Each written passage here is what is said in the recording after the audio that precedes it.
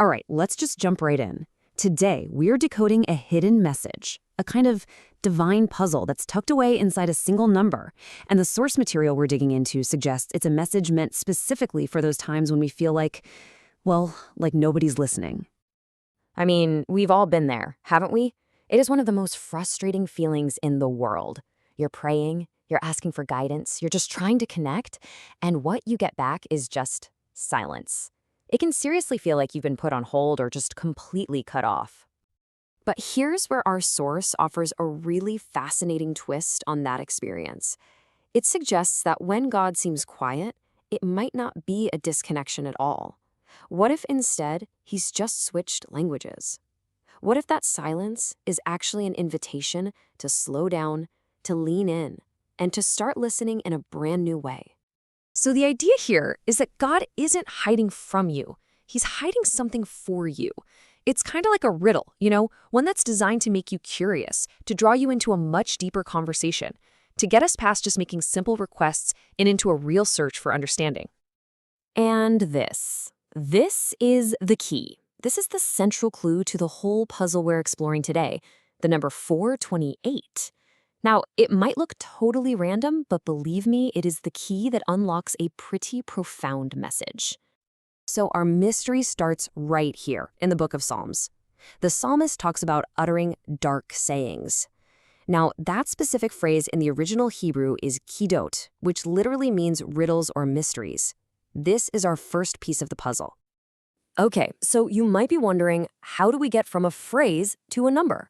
Well, we use this really cool tool called gematria. It's an ancient Hebrew practice where every single letter of the alphabet also has a numerical value. Just think of it like a secret code or a cipher, where words and numbers are all tangled up together. So using this gematria code, if you take the Hebrew letters that spell out the word for dark sayings, that's hidat, and you add up their values, you get a very, very specific number. And I have a feeling you can probably guess which one it is. But here is where it gets absolutely fascinating. So on one hand, you have this idea of a divine puzzle, a dark saying. And on the other hand, you have what seems like the total opposite, a divine revelation. Specifically, the secret of the Messiah, which in Hebrew is Sod Mashiach. And here is the big reveal. Both of those phrases, the riddle, dark sayings, and the answer, secret of the Messiah, they have the exact same numerical value in Hebrew. You guessed it, 428. I mean, just think about that for a second. The source is suggesting that God literally embedded the answer right inside the fabric of the question. The number that stands for the mystery is the very same number that stands for the ultimate revelation of Christ. It's like the gospel was hidden inside the math of the language itself. Just incredible. But wait, it goes even deeper. This number isn't just a final sum. It's made up of individual parts. And the Hebrew letters that add up to 428, well, they each have their own symbolic meaning, creating a whole story within the number itself.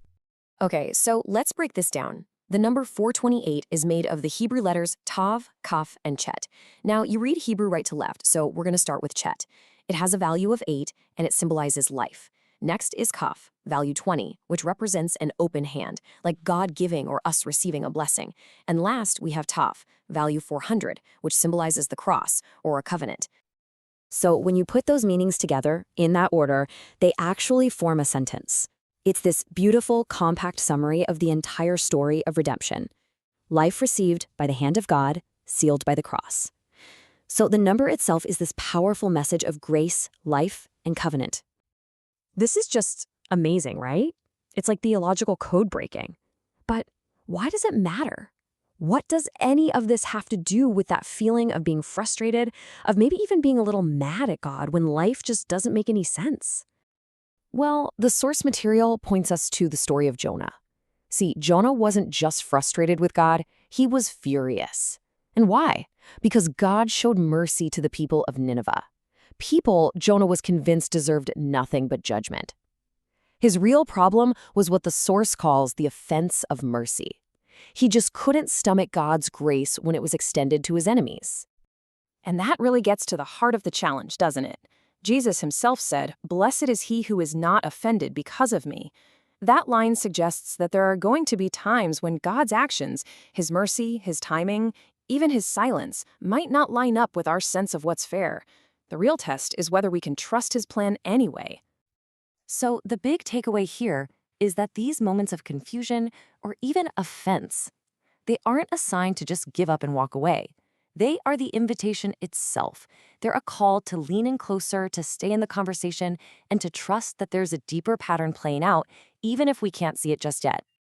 And in those tough moments, the source gives us a whole new way to look at repentance. It's not about being punished or feeling guilty. It's more like a diagnostic scan. It's an invitation for us to let God look into our hearts, find any resentment or bitterness, not to shame us, but to heal those blockages so His grace can start flowing again. And that's really what a revelation like 428 is. The source calls it targeted grace. It's a personal, intentional act of mercy where God takes a confusing, dark saying in your life and patiently, lovingly turns it into a conversation, showing you that actually He's been speaking all along. So, as we close out this explainer, I want to leave you with this final thought. We've decoded 428, but the principle behind it can apply to anything. It really leaves us with a question we should all think about. What silence, what frustration, what puzzle in your own life might actually be God's invitation for you to slow down, lean in, and discover the answer that He's hidden there just for you?